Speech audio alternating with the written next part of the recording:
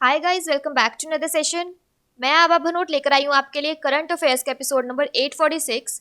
आज की तारीख है 21 नवंबर 2020। हमारे दो चैनल्स हैं, पिनाकल और फ्रंटियर आईएएस, और अगर अभी तक आपने चैनल्स को सब्सक्राइब नहीं किया है तो सब्सक्राइब करना बिल्कुल ना भूलिएगा।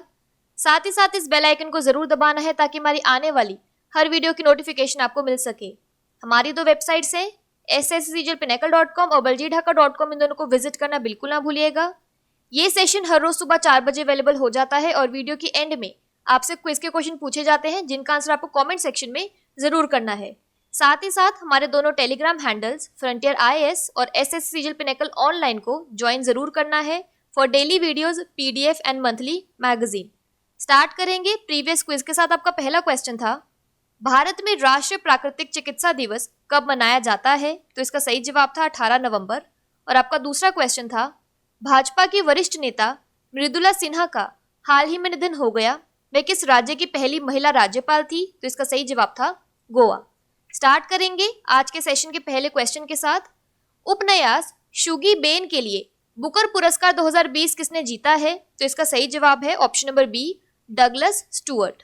स्कॉटिश लेखक डगलस स्टुअर्ट ने ग्लासगो में अपने पहले उपन्यास शुगी बेन के लिए 2020 पुरस्कार जीता। स्टुअर्ट 1980 के दशक के दौरान ग्लासगो में मजदूर वर्ग का चित्र प्रस्तुत करते हैं। यह किताब ऐसे लड़के के बारे में है जो अपनी मां को सहारा देने की कोशिश कर रहा है क्योंकि वह नशे और गरीबी से जूझ रहे हैं। डगलस स्टुअर्ट स्कॉटिश अमेरिकी लेखक और फैशन डिजाइनर हैं। यहाँ पर एडिशनल इन्फॉर्मेशन की बात करें तो भारतीय मूल की अवनी दोषी की किताब बर्न्ड शुगर को बुकर पुरस्कार 2020 के लिए शॉर्टलिस्ट किया गया। पुस्तक भारत में गर्ल इन व्हाइट कॉटन के रूप में प्रकाशित हुई है। यहाँ पर क्विक रिवीजन की बात करें तो डच लेखक मैरिके लुकास रीजनेवेल्ड ने अपने पहले उपन्यास द डिस्कम्फर्ट ऑफ इवनिंग के लिए अंतर्राष्ट्रीय बुकर पुरस्कार 2020 जीता है। रीजनेवेल्ड 29 साल की उम्र में पुरस्कार जीतने के लिए सबसे कम उम्र के लेखक बन गए। अगला प्रश्न है, किस केंद्रीय मंत्री को Vatayan life time achievement award 2020 से सम्मानित किया जाएगा? तो इसका सही जवाब है option number C, Ramesh Pokhriyal Nishank. केंद्रीय शिक्षा मंत्री श्री रमेश पोखरियाल निशंक को 21 नवंबर 2020 को एक वर्चुअल माध्यम से आयोजित एक कार्यक्रम में Vatayan life time achievement award से सम्मानित किया जाएगा। श्री पोखरियाल को इससे पहले साहित्य और प्रशासन के क्षेत्र में विभिन्न पुरस्कारों से सम्मानित किया जा चुका है, जिसमें तत्कालीन प्रधानमंत्री श्री अटल बिहारी वाजपेयी द्वारा प्रदान किया गया साहित्य भारती पुरस्कार, पूर्व राष्ट्रपति डॉक्टर एपीजे अब्दुल कलाम द्वारा दिया गया साहित्य गौरव सम्मान शामिल है। श्री निशंक को नेपाल ने हिमल गौरव सम्मान से सम्मानित किया है। श्री निशंक की कहानी संग्रह जस्ट ए डिजायर का जर्मन भाषा में हैम्बर्ग स्थित एफ्रो एशियन संस्थान द्वारा अनुवाद और प्रकाशन किया गया। उनकी स्पर्श गंगा पहल को मॉरिशस के स्कूली पाठ्यक्रम में सम्मिलित किया गया। वातायन अंतर्राष्ट्रीय पुरस्कार लंदन के वातायन यूके संगठन द्वारा दिया जाता है। कवियों, लेखकों और कलाकारों को उनके क्षेत्र में किए गए उल्लेखनीय कार्यों के लिए यह सम्मान प्रदान किया जाता है। वातायन यूके सम्मान कार्यक्रम का आयोजन वर्चुअल माध्यम से 21 नवंबर 2020 को किया जाएगा। अगला प्रश्न है, सऊदी अरब की अध्यक्षता में आयोजित 15वें G20 शिखर सम्मेलन की थीम क्या है? तो इसका सही जवाब है option number B, realising the opportunities of 21st century for all. प्रधानमंत्री श्री नरेंद्र मोदी 21 और 22 नवंबर 2020 को सऊदी अरब की अध्यक्षता में 15वें G20 शिखर सम्मेलन में भाग लेंगे। बैठक एक आभासी प्रारूप में आयोजित किया जाएगा। इसकी थीम है realising the opportunities of 21st century for all. आगामी शिखर सम्मेलन 2020 में G20 लीडर्स की दूसरी बैठक है। आगामी G20 शिखर सम्मेलन का पूरा ध्यान कोरोना वायरस महामारी के प्रभावों, भविष्य की स्वास्थ्य सुरक्षा योजनाओं और वैश्विक अर्थव्यवस्था को पुनर्जीवित करने के कदमों पर केंद्रित होगा। G20 शिखर सम्मेलन के दौरान नेता महामारी की तैयारियों और नौकरियों को बहाल करने के तरीकों और साधनों पर चर्चा करेंगे। भारत सऊदी अरब के साथ G20 ट्रोइका में प्रवेश करेगा। इटली 1 दिसंबर 2020 को G20 की अध्यक्षता प्राप्त करेगा। यहाँ पर क्विक रिवीजन की बात करें तो भारत 2022 में पहली बार G20 शिखर सम्मेलन की मेजबानी करेगा। अगला प्रश्न है, द रिपब्लिकन एथिक और लोकतंत्र के स्वर पुस्तकें किस भारतीय नेता के चुनिंदा भाषणों का संग्रह है? तो इसका सही जवाब है option number B, Ramnath Kovind. हाल ही में रक्षा मंत्री राजनाथ सिंह ने 2 पुस्तकों द रिपब्लिकन एथिक वॉल्यूम 3 और लोकतंत्र के स्वर का अनावरण किया है, जो राष्ट्रपति रामनाथ कोविंद के अपने भाषण के तीसरे वर्ष के दौरान चुने गए भाषणों का संग्रह है। सूचना और प्रसारण मंत्री प्रकाश जावड़ेकर ने इन 2 किताबों के ई बुक संस्करणों का अनावरण किया। राष्ट्रपति कोविंद ने विभिन्न विषयों पर कई प्रेरक भाषण दिए हैं। इस पुस्तक में कोविड-19 से लड़ने के देश के प्रयासों पर भाषण शामिल है। यहाँ पर एक रिवीजन की बात करें, द लास्ट क्वीन पुस्तक किसने लिखी है? तो इसका सही जवाब है चित्रा बनर्जी दिव्याकरुणी। अगला प्रश्न है, भारत ने हाल ही में किस देश के साथ 2 दशकों में पहला द्विपक्षीय शिखर सम्मेलन आयोजित किया है? तो इसका सही जवाब है ऑप्शन नंबर बी, लग्जमबर्ग। प्रधानमंत्री नरेंद्र मोदी ने लग्जमबर्ग वर्चुअल शिखर सम्मेलन में भाग लिया। बीते 2 दशकों में भारत और लग्जमबर्ग के बीच यह पहली स्टैंड अलोन शिखर बैठक है। पीएम मोदी और प्रधानमंत्री जेवियर बेटेल ने अपने व्यापार और निवेश साझेदारी को आगे बढ़ाने के लिए 3 समझौतों पर हस्ताक्षर किए हैं। हस्ताक्षर किए गए तीनों समझौतों में लग्जमबर्ग स्टॉक एक्सचेंज और भारतीय स्टेट बैंक और इंडिया इंटरनेशनल स्टॉक एक्सचेंज के बीच समझौता शामिल है। इस दौरान कोविड महामारी के बाद की दुनिया में भारत लग्जमबर्ग सहयोग को मजबूत करने सहित द्विपक्षीय संबंधों पर चर्चा की गई। बात करें लग्जमबर्ग की, तो इसकी कैपिटल है लग्जमबर्ग सिटी और करेंसी है यूरो।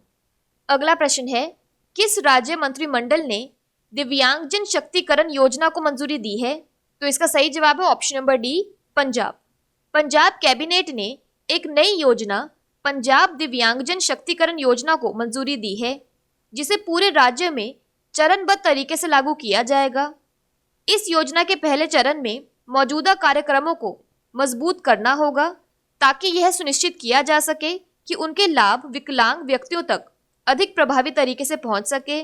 दूसरे चरण में ऐसे व्यक्तियों के सशक्तिकरण के लिए 13 नए हस्तक्षेप किए जाने का प्रस्ताव है।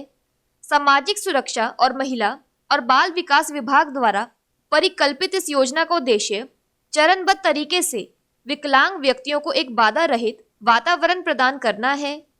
इसका उद्देश्य सरकारी नौकरियों में पीडब्ल्यूडी के बैकलॉग को भरना भी है, जिसे राज्य रोजगार योजना को मंजूरी देते हुए पहले ही मंत्री परिषद ने मंजूरी दे दी है। यहाँ पर एक रिवीजन की बात करें तो केंद्रीय गृह मंत्रालय ने निम्नलिखित में से किस धार्मिक संस्था को विदेशी अंशदान विनियमन अधिनियम FCRA पंजीकरण की अनुमति दी है? जिसका सही जवाब है गोल्डन टेम्पल। बात करें पंजाब की, तो इसमें आता है Ranjit Sagar dam Ravi, पतियारी dam Indus और पर्च डैम इंदस। पंजाब की कैपिटल है चंडीगढ़, गवर्नर है वीपी सिंह बदनौर और चीफ मिनिस्टर है कैप्टन अमरिंदर सिंह। अगला प्रश्न है, विश्व बाल दिवस कब मनाया जाता है? तो इसका सही जवाब है ऑप्शन नंबर बी, 20 नवंबर। विश्व बाल दिवस या बाल अधिकार दिवस 20 नवंबर को दुनिया भर में हर साल मनाया जाता है। इस दिन का उद्देश्य दुनिया भर में बाल कल्याण में सुधार करना, बच्चों के अधिकारों को बढ़ावा देना और सभी बच्चों के बीच एक रूपता और जागरूकता को बढ़ावा देना है। यह दिन संयुक्त राष्ट्र बाल कोष यूनिसेफ द्वारा पदोन्नत और समन्वित किया गया है, जो बच्चों के कल्याण में सुधार करने के लिए काम करता है। यह दिन पहली बार 1954 में मनाया गया था। 1959 में UNGA ने बाल अधिकारों की घोषणा को अपनाया था। 1990 के बाद से विश्व बाल दिवस उस तिथि की वर्षगांठ को चिन्हित करता है, जिसे UNGA ने बच्चों के अधिकारों पर घोषणा और कन्वेंशन दोनों को अपनाया था। यहाँ पर एक रिवीजन की बात करें तो भारत में चिल्ड्रंस डे और वर्ल्ड डायबिटीज डे नवंबर 14 को मनाया जाता है। अगला प्रश्न है, किस राज्य के कृष्णा जिले को सर्वश्रेष्ठ समुद्री जिला पुरस्कार के लिए चुना गया है? तो इसका सही जवाब है option number D, Andhra Pradesh.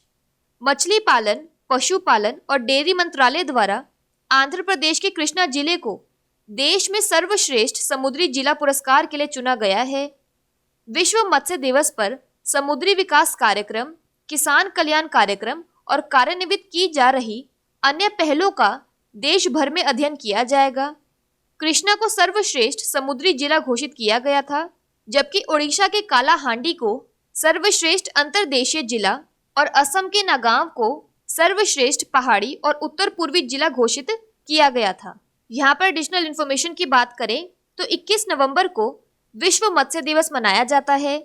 यह दिन मछली पकड़ने वाले समुदायों में मनुष्यों को जल जीवों के जीवन के महत्व को उजागर करने के लिए मनाया जाता है। यह दिन पहली बार 1997 में मनाया गया था। बात करें आंध्र प्रदेश की तो इसके डैम्स और रिवर्स में आता है श्रीशैलम डैम कृष्णा, सोमासिला डैम पेना और Polavaram project Godavari. National parks और वाइल्ड लाइफ सेंचुरीज में आता है Papikonda national park, Srisailam tiger reserve और Pulicat lake bird sanctuary. Andhra Pradesh की कैपिटल है अमरावती, सीएम है वाईएस जगनमोहन रेड्डी और गवर्नर है बिश्वभूषण हरीश चंद्रन।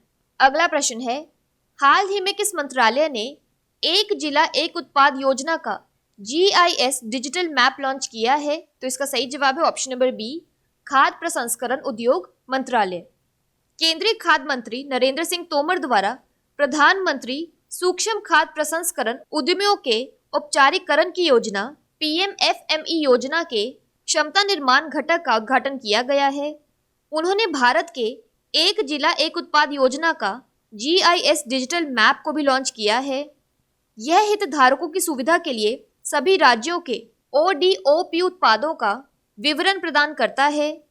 PMFME योजना का उद्देश्य खाद्य प्रसंस्करण उद्यमियों, विभिन्न समूहों, SHG सहकारी समितियों, श्रमिकों और इसके कार्यान्वयन के अन्य हितधारकों को प्रशिक्षित करना है। यहाँ पर एडिशनल इन्फॉर्मेशन की बात करें, श्री हरदीप सिंह पुरी ने विश्व शौचालय दिवस के अवसर पर सफाई मित्र सुरक्षा चैलेंज शुरू किया है। अगला प्रश्न है, मास्टर कार्ड और United states agency for international development USAID ने संयुक्त रूप से किस देश में प्रोजेक्ट किराना लॉन्च किया है? तो इसका सही जवाब है ऑप्शन नंबर डी, भारत। वैश्विक कंपनी मास्टर कार्ड ने United states agency for international development के साथ मिलकर प्रोजेक्ट किराना की शुरुआत की है। इसका लाभ शुरुआत में उत्तर प्रदेश के चुनिंदा शहरों में 3000 महिला किराना दुकानदारों को मिलेगा।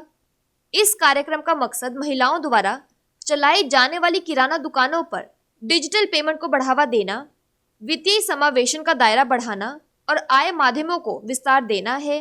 परियोजना राजस्व धाराओं को बढ़ाने और महिलाओं द्वारा स्वामित्व या संचालित की जाने वाली किराना दुकानों में डिजिटल भुगतान को अपनाने के लिए काम करेगी।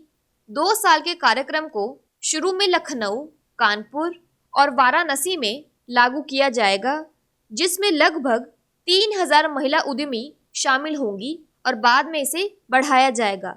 मास्टरकार्ड ने भारतीय SME को रिबूट करने में मदद करने के लिए 250 करोड़ रुपए की प्रतिबद्धता की घोषणा की है। बात कर लेते हैं आज के सेशन की क्विक समरी की। तो शुगी बैन के लिए बुकर प्राइज 2020 डॉगलस स्टुअर्ट को दिया गया है। Vatayan life time achievement award 2020 Ramesh Pokhriyal Nishank को दिया जाएगा। 15वें G20 समिट की थीम है realising the opportunities of 21st century for all. The republican ethic और लोकतंत्र के स्वर बुक रामनाथ कोविंद के सिलेक्टेड स्पीचेस का कलेक्शन है। 2 डेकेड्स में इंडिया ने अपनी पहली बायलेटरल समिट लग्जमबर्ग के साथ आयोजित की है। दिव्यांगजन शक्तिकरण योजना पंजाब में शुरू की जाएगी। वर्ल्ड चिल्ड्रंस डे नवंबर 20 को मनाया जाता है। आंध्र प्रदेश की कृष्णा डिस्ट्रिक्ट को बेस्ट मरीन डिस्ट्रिक्ट अवार्ड दिया गया है। 1 district 1 product digital map of India ministry of food processing industries ने लॉन्च किया है।